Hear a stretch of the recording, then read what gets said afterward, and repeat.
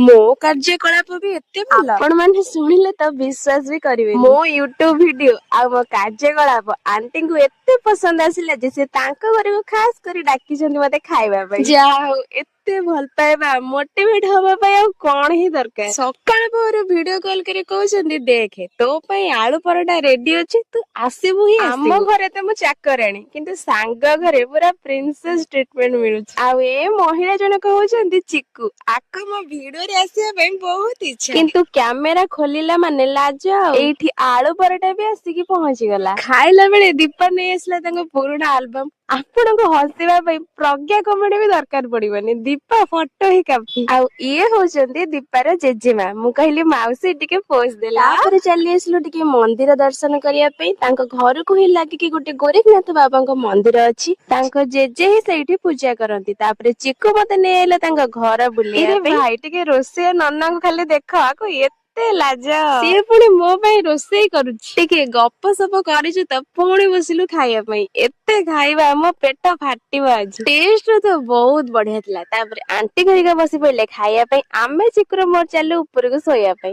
तापर समस्त को टाटा बाय बाय करी मु चली आसली हम घर को। वीडियो टी भल लागिथिले लाइक एंड सब्सक्राइब।